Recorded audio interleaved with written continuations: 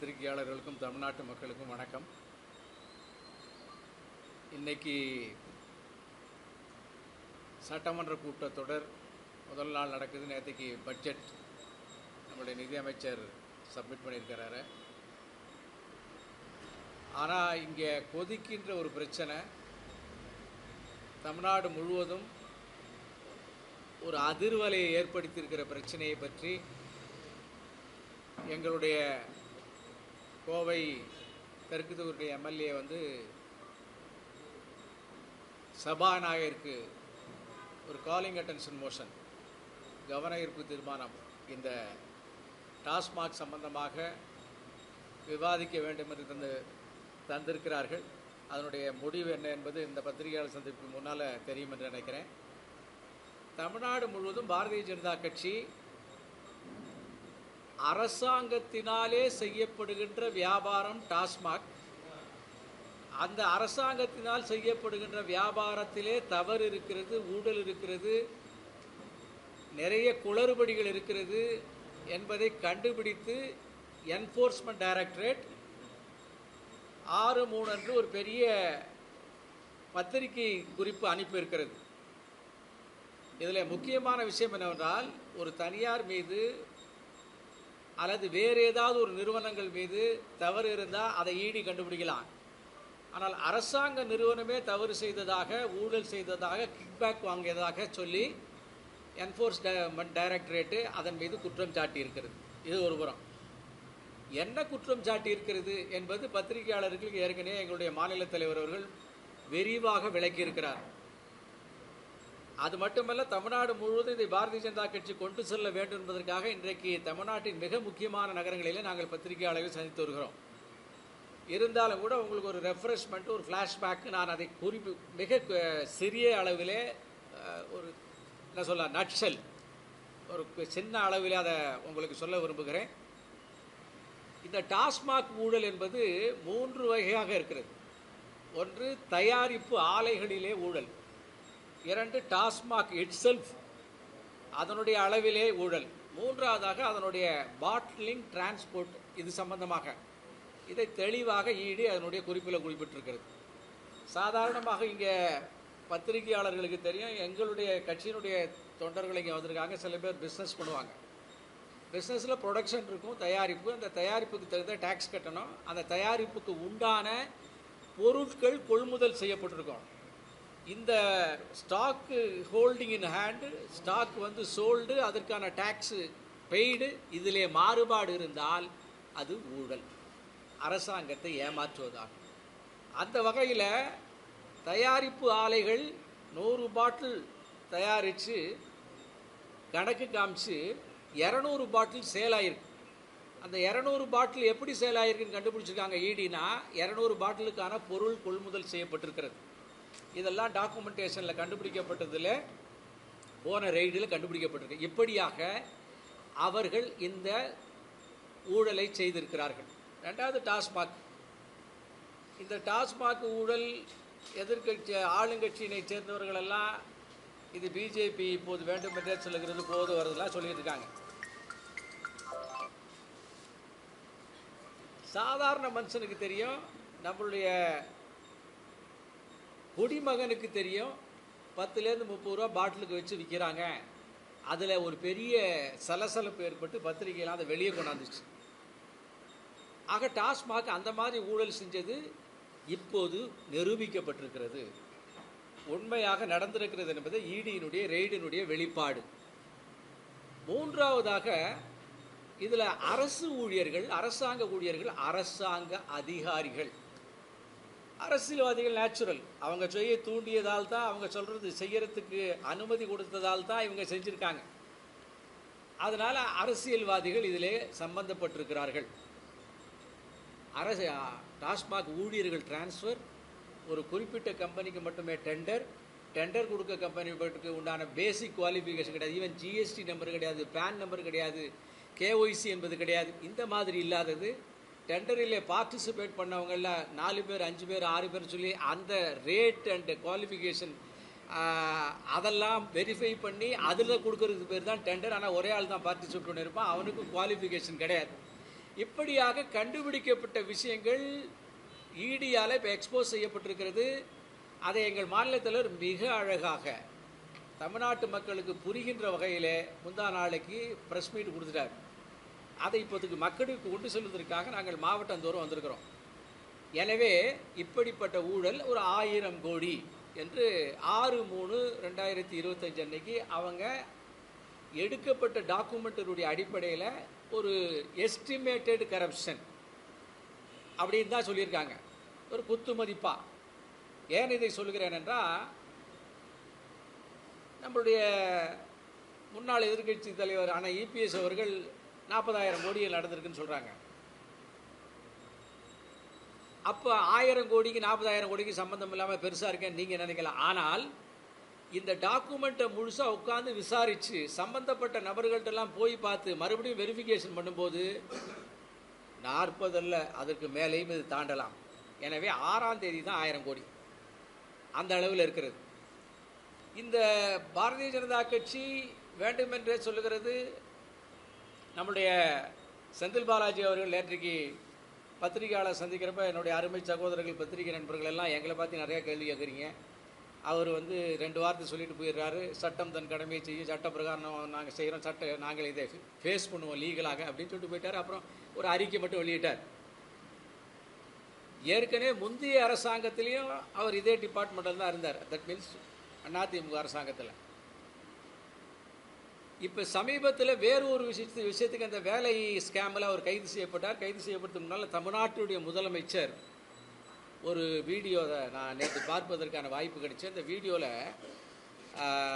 சீண்டி பார்க்காதே, யார் தமிழ்நாட்டு முதலமைச்சர் அவருடைய கைதுக்காக, யாருடைய கைதுக்காக, செந்தில் பாலாஜியுடைய கைதுக்காக, சீண்டி பார்க்காதே, திமுகவையும் திமுக காரனையும் சீண்டி பார்க்காதே, எங்களுக்கெல்லாம் அரசியல் தெரியும் என்று வீடியோ போட்டுக்காரு. இப்போ மறுக்கக்கூடிய அல்லது வாய் மூடி மௌனமாக இருக்கக்கூடிய திமுக, அதனுடைய துணை முதல்வர் அறிக்கை வெளியிடல, முதல்வர் அவர்கள் இதே மாதிரி சீண்டி பார்க்காதுன்னு வீடியோ போடல, சம்பந்தப்பட்ட அமைச்சர் ஒரே லைன் பேசிட்டு போயிடுறாரு. இப்படிப்பட்ட சூழ்நிலையில் திமுக இதில் இப்போது வசமாக சிக்கி கொண்டிருக்கிறது, மாட்டிக்கொண்டிருக்கிறது. அதை மக்களுக்கு வெளிப்படுத்துவதற்கு தான் பாரதிய ஜனதா கட்சி இப்போது பத்திரிகையாளர்களை சந்தித்து கொண்டிருக்கிறோம். தமிழ்நாட்டினுடைய இந்த டாஸ்மாக் விஷயத்தில் நாங்கள் இந்த மதுவிலக்கு கொள்கையிலே மிக உறுதியாக இருக்கிறோம். ஆனாலும் கூட இன்றைக்கு தமிழ்நாட்டில் கிட்டத்தட்ட 28% மக்கள் அடிக்ட் டு ஆல்கஹால், அனதர் 23% மக்கள் ஆல்கஹால் பழக்கம் இருக்கிறது. இப்படி தமிழ்நாட்டின் ஜனத்தொகையில் பாதி பேர் அதற்கு அடிமையாகி விட்டார்கள். இந்த சூழ்நிலையில் இதை ஒரு பெரிய வியாபாரமாக செய்து அந்த குடிமகனுக்கு இந்த அரசாங்கம் துரோகம் செய்கிறது. வேற ஒரு பொருளில் கலப்படம் இருந்துச்சுன்னா உடனே கலப்பட சட்டத்தினுடைய பிரகாரம் அவங்களை கைது செய்கிறார்கள், வழக்கு போடுகிறார்கள். ஆனால் இன்றைய குடிமகன்கள் சொல்கிறாங்க, ஏற்கனவே இருந்த அளவிலே சாராயத்தில் எங்களுக்கு கிக்கு இல்லை, சாராயத்தில் கூட கலப்படம் செய்கிறார்கள், குவாலிட்டி இல்லை, தரமற்ற சாராயம், 10 ரூபாயிலேருந்து 30 ரூபாவெல்லாம் அதிகம் வைத்து இருக்கிறார்கள். ஏற்கனவே 5000 அவுட்லெட் இருக்கிறது. அதை தவிர ஒரு 2800 பார் கொடுக்கப்பட்டிருக்கிறது. அந்த பார் முழுவதும் இவங்களுடைய கட்சிக்காரங்களுக்கே கொடுக்கப்பட்டிருக்கிறது. அந்த அங்கீகரிக்கப்பட்ட பாரை விட அதிகமாக பார் வெளியில் இருக்கிறது. அது பத்திரிகையாளருக்கு தெரியும். அதே மாதிரியாக குறிப்பிட்ட நேரத்திற்கு அதிகமாகவும் டாஸ்மாக் திறந்திருக்கிறது அல்லது பின்னால் வச்சு வியாபாரம் செய்யப்படுகிறது. இப்படி கொள்ளையோ கொள்ளை, பகல் கொள்ளை, மாலை கொள்ளை, இரவு கொள்ளை, நடுநிசி கொள்ளை, அதிகாலை கொள்ளை வரை டாஸ்மாக் நடக்குது. டாஸ்மாக் என்பது ஒரு கோல்டன் எக், அதாவது பொன்முட்டையிடும் வாத்து. ஆனால் அந்த வாத்து அல்லது கோழி பாவகரமான முட்டையை எடுத்துக்கொண்டிருக்கிறது. மக்களுடைய வயிற்றெரிச்சலை கொட்டு, பெண்களுடைய வயிற்றெரிச்சலை கொட்டிக்கொண்டு, இளம் விதவைகளை உண்டாக்கி கொண்டு, குடும்பத்தில் நிம்மதியே இல்லாத தகராறுகளை உண்டாக்கி கொண்டு, பல்வேறு வழக்குகள் இப்போது பாலியல் சீண்டல்கள், பாலியல் வன்முறை நடக்குது. அதுக்கெல்லாம் அடிப்படை காரணம் இந்த மது. அதற்கான ஒரு குற்றம் செய்வதற்காக தூண்டி இத்தனை விஷயங்களை செய்து கொண்டிருக்கிற இந்த டாஸ்மாக் இந்த அரசாங்கத்தினுடைய மந்திரிகளுக்கு அள்ளி அள்ளி கொடுக்கிறது. எனவே தான் இதை எக்ஸ்போஸ் செய்வதன் மூலமாக இதற்கு பின்னாலே இயங்கிக் கொண்டிருக்கக்கூடிய ஊழல்வாதிகள் அம்பலப்படுத்தப்படுவார்கள். அதன் மூலமாகவாது டாஸ்மாகை மூடுகின்ற அல்லது டாஸ்மாக்கு ஏதாவது ஒரு வகையில் செக் வைத்து அதன் மூலமாக ஏழை குடிமகன்களை காப்பாற்றுவதற்காக பாரதிய ஜனதா கட்சி இந்த இயக்கத்தை முன்னெடுத்திருக்கிறது. இந்த குற்றச்சாட்டுக்களை பாரதிய ஜனதா கட்சி மட்டும் சொல்லலை. அவங்க கட்சியில் ஏற்கனவே இருந்த பிடிஆர் பழனிவேல் தியாகராஜன் அவர்கள் 22ஆம் வருஷம் மார்ச் மாதம் 15ஆம் தேதி இந்தியன் எக்ஸ்பிரஸுக்கு ஒரு பேட்டி கொடுத்தார். அது விஷுவலாகவும் வந்திருக்கிறது, வீடியோவாகவும் எழுத்துப்பூர்வமாக வந்திருக்கிறது. அதில் பல்வேறு துறைகளிலே லீக்கேஜ் பண லீக்கேஜ் வருமான இழப்பு அரசாங்கத்துக்கு ஏற்படுகிறதுன்னு சொல்லியிருக்கிறார். அந்த வருமான இழப்பில் 50% வருமான இழப்பு டாஸ்மாக் மூலமாக வருகிறதுன்னு சொல்லி அதை வருகின்ற 3 ஆண்டுகளில் நாங்கள் குறைப்போம் என்று சொன்னார். அதுக்கு அவருக்கு தண்டனை கிடைச்சிட்டு உடனே டிபார்ட்மெண்ட் மாற்றிட்டாங்க. ஆனால் இந்த அரசாங்கத்தினுடைய ஒரு மந்திரி, அதுவும் ஃபைனான்ஸ் மினிஸ்டர் ஸ்டேட்டஸ், அதுவும் ஆளுகின்ற குடும்பத்துக்கு மிக நெருக்கமானவர், அரசியல் வாரிசு காரணமாக மந்திரியானவர், குடும்ப வாரிசு அரசியல் மந்திரியானவர், அவர் எக்ஸ்போஸ் செய்திருக்கார் 3 வருஷத்துக்கு முன்னாலேயே. எனவே இந்த காரணங்களை எல்லாம் அடுக்கி கொண்டு பார்க்கின்ற போது இப்போது இடியினுடைய ரெய்டு நிச்சயமாக ஏற்கனவே சொன்ன உண்மைகளை அழுத்தம் திருத்தமாக நிரூபிக்கின்ற வகையில் இருக்கிறது. இதனுடைய விசாரணை போக போக இன்னும் பல்வேறு அரசினுடைய ஊழல்களை அம்பலப்படுத்தும் என்று நாங்கள் நினைக்கிறோம். இதை பத்திரிகையாளரோடு பகிர்ந்து கொள்வதற்காகத்தான் இன்றைய பத்திரிகை சந்திப்பை மாநிலத்தினுடைய தலைவர் அண்ணாமலை அவர்கள் ஏற்பாடு செய்தார்கள். கோவையிலே நான் உங்களை சந்தித்ததிலே எனக்கு மகிழ்ச்சி. திமுக மாணவரணி செயலாளர் அமலாக்கத்துறை அறிக்கை கொடுத்தாலும் மாநில தலைவர் அண்ணாமலை அறிக்கை கொடுக்கிறாரு. அம்மாயத்துக்கும் ஈடுக்கும் எந்த தொடர்பு? விஷயங்களை திசை திருப்புவதில் திமுக வல்லவர்கள். நாங்கள் அதில் எங்களுடைய தோல்விகளை ஒத்துக்கிறோம். நேரேட்டிவ் செட்டிங் என்பார்கள். இந்த அமலாக்கத்துறை ரெய்டு, நான் உங்கள் பத்திரிகையாளர் சகோதரர்களை கேட்குறேன், எத்தனை டிவிகளிலே விவாதிக்கப்பட்டது? அதே சமயத்தில் நேரேட்டிவ் செட்டிங்கிற ஒரு வார்த்தையை சொன்னேன் நான். இந்த ரூபா போட்டு, அந்த பழைய ரூபாவை போட்டு அதை இப்போது நிதிநிலை அறிக்கைக்கு முன்னால் வெளியிட வேண்டிய காரணம் என்ன? இந்த ரூபாய் சிம்பலை உதயகுமார் என்கின்ற அந்த இளைஞர் தயாரித்தவர் திமுகவினுடைய தாழ்த்தப்பட்ட பிரிவினுடைய கான்ஸ்டுவன்சியில் நின்று வெற்றி பெற்றவர். அவர் இவங்க அப்பா கலைஞராலே பாராட்டப்பட்டவர். அப்படிப்பட்ட ஒரு வலிமையான அந்த குடும்பத்துக்கும் அந்த கட்சிக்கு வேண்டியவரை மீறி புதுசாக ரூபான்னு போடக்கூடிய காரணம் என்ன? அந்த நேரேட்டிவ் செட்டிங்க்கு என்ன காரணம்? ஆக எப்படிப்பட்ட வகையிலே எங்களுக்கு சாதகமான, எங்கள் குடும்பத்தைச் சேர்ந்த, எங்கள் கட்சியைச் சேர்ந்த ஒருத்தர் தயாரித்து எங்களுடைய தந்தை அவருக்கு பாராட்டு தெரிவித்திருந்தால் கூட இதை மடைமாற்றம் செய்வதன் மூலமாக இடி ரெய்டை நாங்கள் பின்னுக்கு தள்ளி விடுவோம் என்கின்ற நேரேட்டிவ் செட்டிங். அதனுடைய வெளிப்பாடு தான் அண்ணாமலைக்கு எப்படி தெரியும்? அதனால் அது நேரேட்டிவ் செட்டிங்கான தயாரிப்பு. அண்ணாமலை எப்போதும் போல யாரும் போல விஷயங்களை வெளியிடுகிறார், அவ்வளோதான். சகோதரர்களுக்கு ஒரு வேண்டுகோள், எங்களுக்கு கொடுக்கப்பட்டிருக்கிற குறிப்பு இந்த டாஸ்மாக் பற்றி மட்டுமே. அதுக்கு மேலே நாங்கள் மீறி போவதற்கு தயாராக இல்லை.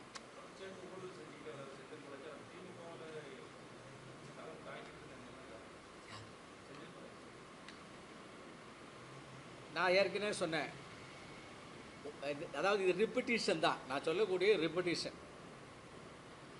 21 தேர்தலுக்கு முன்னால் செந்தில் பாலாஜி இன்றைய முதல்வர் எப்படியெல்லாம் புகழாரம் சூடி பாட்டு பாடி வரவேற்று டான்ஸ் ஆடினார் என்பது நமக்கு தெரியும். உடனே அவர் எடுத்துட்டார், கட்சியில் எடுத்து அவருக்கு அந்த போர்ட்ஃபோலியோவே கொடுத்தார். அப்புறம் அவர் உள்ளே போகும்பொழுது அவருக்காக அந்த வீடியோ பார்த்தீங்கன்னா, அந்த உதயநிதி ஒருவேளை உள்ளே போயிருந்தால் கூட அப்படி ஒரு வார்த்தையை பிரயோகம் பண்ணியிருக்க மாட்டார். ஏனென்றால் ஏற்கனவே அதே டிபார்ட்மெண்ட்டில் வேற ஒரு கட்சியில் இருந்து அள்ளி அள்ளி சம்பாதிச்சு அவர் ஒரு அனுபவம் பெற்றவராக இருந்ததால் இந்த தடவையும் அவரே வச்சுக்கிட்டா நமக்கு சிந்தாமல் சிதறாமல் வரும்னு சொல்லி தன்னுடைய கட்சிக்காரன் மீதே இருக்கிற சந்தேகத்தின் காரணமாக அவர் வச்சுக்கிட்டாரு. அதனால் இப்போ செந்தில் பாலாஜியை ஜெயிலுக்குள்ளே இருந்தவர் எடுத்து மெயிலில் இருக்கிறவருக்கு மந்திரி பதவி கொடுத்தாரு. செந்தில் பாலாஜியுமே பத்திரிகையாளர்களை ஒரே லைனில் மட்டும் பதில் சொல்லிட்டு போயிட்டாரு. போய் அதற்கு பின்னால் அறிக்கை கொடுத்துருக்கிறாரு. அதுவும் ஒரு கன்வென்ஷனல் ஸ்டேட்மெண்ட். நாங்கள் சட்டப்படி சந்திப்போம், நாங்கள் சுத்தமானவர்கள், சுயம் பிரகாசமானவர்கள், சட்டப்படி தான் சந்திச்சாகணும். வேற என்ன நீதிபதி நீங்கள் விலைக்கு வாங்கியா செய்ய முடியும் உங்களால்? இல்லை உங்களுடைய அறிவாலயத்தின் அறிக்கை வெளியிட்டு நீங்கள் செஞ்சதெல்லாம் ரைட்டு நான் சொல்ல முடியும்? சட்டப்படி தான் சந்திக்க வேண்டும், சட்டப்படி தான் சந்திக்க முடியும், சட்டப்படி தான் உங்கள் மீது ஆக்ஷன் எடுக்கும், சட்டப்படி தான் நீங்கள் உள்ளே போக போகிறீங்க.